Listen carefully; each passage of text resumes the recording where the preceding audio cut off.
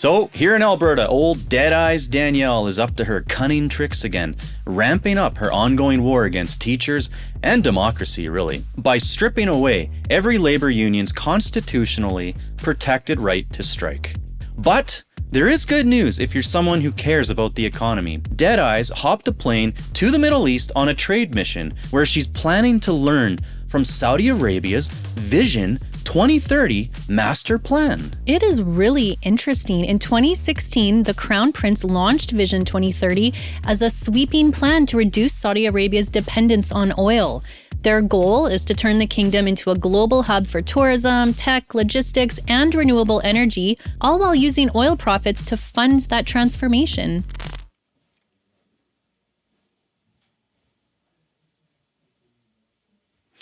Just kidding. She's actually there learning how to bone saw her opposition right now. Cover your ears, I have a sound effect. It's getting worse every day.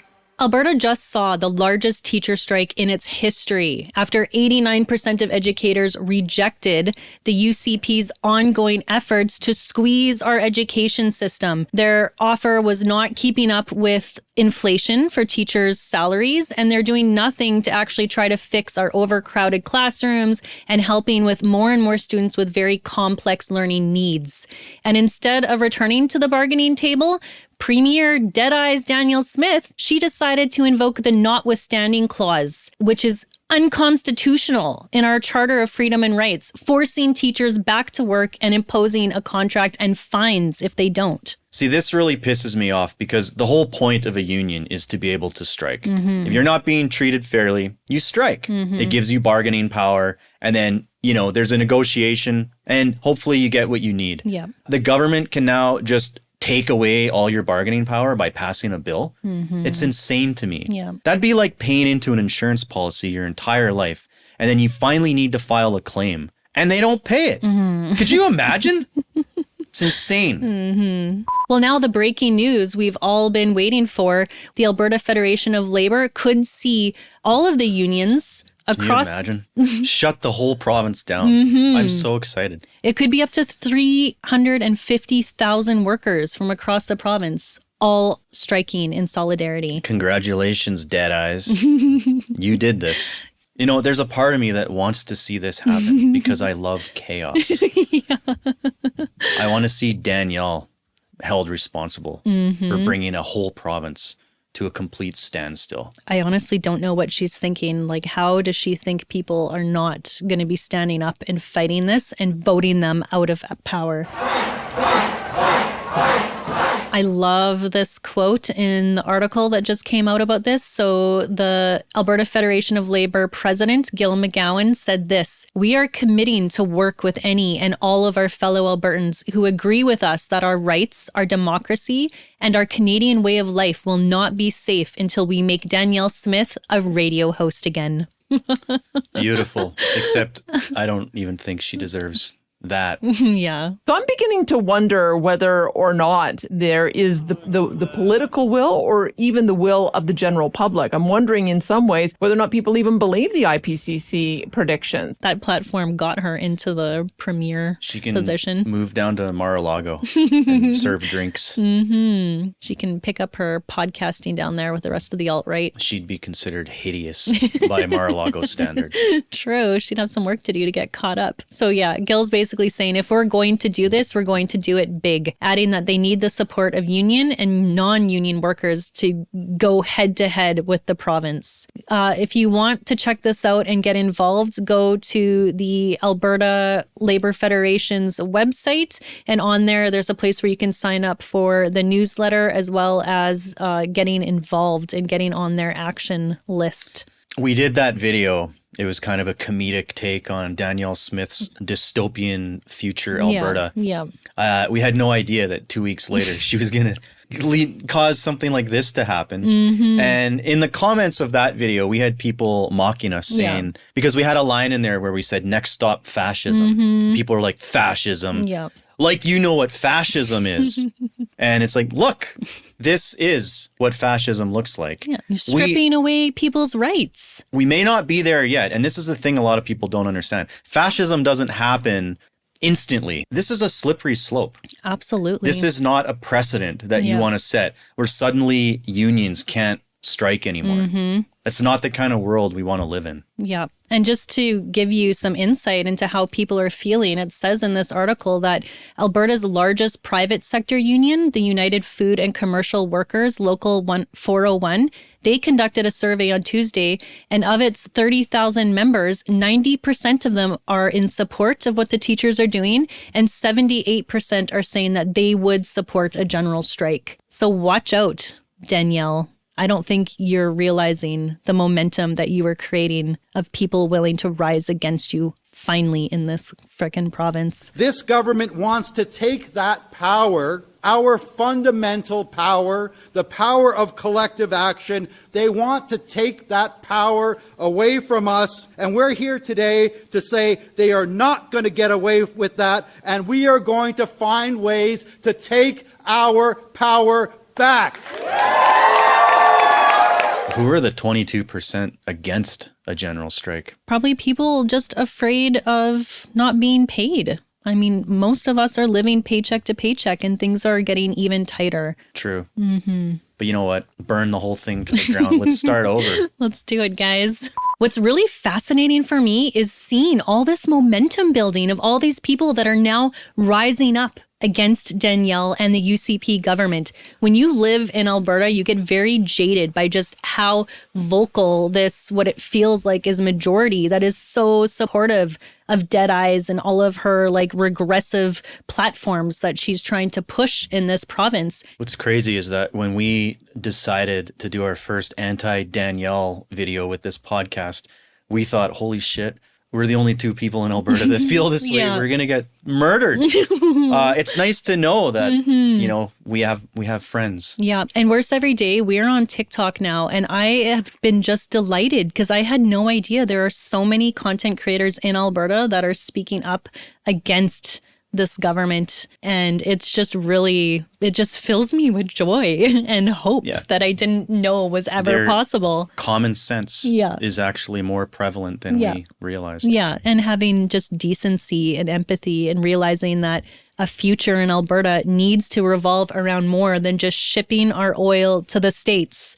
We need better planning. That 2030 vision plan by Saudi Arabia. When we read that, we're like, that's actually a pretty good plan. Yeah. How crazy. How come Alberta didn't do anything like that? I guess there's one benefit to a monarchy, that these guys don't have to just feel loyal to the oil companies like our provincial government here does. But let's talk more about the reactions of people around Alberta. This is just fascinating. I saw this on Reddit yesterday. Apparently, this is over near an overpass off Deerfoot Trail in Calgary. Dump Danny. I like it. We're trying to coin Deadeyes, Danielle. Yes. We want that to spread. So help us out with that, you guys. Let's make that take off. This is also a really fascinating photo that I saw on Reddit. People were out at one of the largest protests we've ever seen at the Alberta Ledge. I think they were thinking there's something like 30,000 people there. So there are all these amazing pictures of the crowds and the sign. And then somebody happened to look up and capture this, Danielle looking out. It's just embarrassing. Like, can you imagine? Have you ever seen your neighbors outside and you're kind of like, what are they doing out there? Can you imagine if you were like poking your head through the curtain and they saw you? Yeah. And you'd be like, oh shit. Oh my God. If you're in that building and there's, well, how many thousands 30,000 of people outside mad at you? Yeah. Don't poke your head out and take a look around. What are you doing? Yeah. And there was another one of her actually taking a photo. Oh my God. Yeah. Is that not like a let them eat cake moment? It is. If you've ever seen that. that? In the safety of their castle. So let's just watch a little bit of this because you're not going to believe the way she takes the Alberta education minister to task. I love the very opening question. She's basically just like, So why are you a piece of shit, essentially? Dimitrios Nicolaides is Alberta's education minister, and he's with us live right now from Fuck Edmonton. this guy. Minister, a pleasure to see you. Thank you so much for making the time. My pleasure. Thank you. Minister, why does your government's failure to plan for population growth have to be rectified on the backs of teachers? Oh, I love that. Well, I wouldn't characterize it as a government failure to plan for population growth. In 2023, our school divisions were working to close classrooms and close student spaces because our enrollment levels were simply not there. This was a province-wide issue. We did, however, receive a historic amount of new Canadians flooding into the province that I know has put pressure on many other provinces. I know Premier Eby in British Columbia has recently talked about the significant challenges that his province has faced due to unchecked immigration. And so we are working as hard as we immigration. I am just so sick of the constant, we can't do anything wrong. Any problem that we ever have in this province, it's the federal government's fault. Unchecked immigration. We learned that last year, the government had some big moving to Alberta campaign that they were running right up to like this year. Yeah, they're trying to get more skilled workers to Alberta and offering them a big tax break. Everyone move here. Come Bring on. your kids. Come to on. Alberta. Yeah. And then when you get here, oh my God, there's too many people. It's the federal government's fault. 2023 was the highest level of population increase that we've ever seen in our... Dude, I can't take this guy seriously with his wrinkled collar. Like, he looks like a bad used car salesman. Where'd you buy that shirt? The reason that I characterize it as a failure to plan is because I can think back to a time when your party was still in power under a previous premier, where a campaign was launched, for example, to increase net migration from other provinces. I can think back to January 2024 when Premier Smith, not Premier Kenney, said, let's have an aggressive target to double our population. People are going to want to come here and we have to embrace them. And we want to build this place out. My understanding is there's 91,000 new students in the system over the last 5 to 6 years. Only now is your government promising to build new capacity for them. Why is that the teacher's problem and not yours? Damn. Well, it's not the teacher's problem at all. It is our problem. And we did announce a year ago an $8.6 billion commitment to build and renovate 130 schools. And yes, you're How many of those are private? Yeah. correct. We did have a strategy to encourage individuals from other provinces to move to Alberta and find a better future. This was not an international campaign, but even if it was, the provincial government does not control immigration levels. I have to ask with great respect, who do you think would want to come work for your government? What teacher or EA, after what's unfolded in the last 24 hours, do you think would want to work for an employer that actively works to suppress their rights? Well, we have one of the strongest education systems in the country. Just Not for much longer. In Shut up. international PISA rankings continue to rank amongst the very top in Canada. No, it's just right out of the MEGA playbook. They actually want children in the public school system dumber. Yeah, it's funny. I was looking at the comments in this video after, and everyone's pissed right off. But one person summed it up perfectly. They said the UCP government is intentionally crippling our healthcare system, crippling our education system, so they can then justify moving everything into the private sector. And I think as Albertans, we need to be aware of this sneaky little plan that they think they're slipping under the rug and no one's going to notice. Yeah. We know what's going on. People are waking up. I have never seen so much outrage, and I love it. By the way, there is a petition now going. If you live in this guy's riding, I think it's Calgary Bow, there is a recall on this guy for being completely incompetent as education minister. Get rid of them. Please, if you live in that riding or know people that do, that are upset and worried about this, that's something that we can do as a democracy, is just keep putting pressure on these guys to listen to the population. We're here because there are classes of 40 students in hundreds of classrooms around the province, and parents know it too, because people know it's unfair and it has to stop. So not only with all of the outrage and people that are speaking up in support of teachers and our other labor unions in Alberta, there's also some really exciting news this week that the Forever Canadian petition overpassed their goal. Yay! And it's just so exciting to see people organizing and speaking out for common sense and decency. I signed it 3 times. Just kidding. I know that's what all the conservatives are thinking. They're hoping, yeah. They're like, oh, yeah, I'm sure they had that many signatures. Yeah. Make sure we look at everyone. Have fun. Yeah. Anyways, let's wrap it up. Yeah, that's what my dad used to always say to me when I was in high school.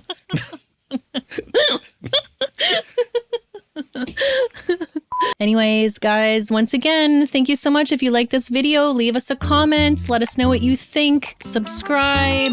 Join us on one of our lives. We have memberships. We really appreciate the support. They are using the heavy hand of the state to stop workers from banding together and standing up for themselves. The teachers didn't walk out on their students. They stood up for their students.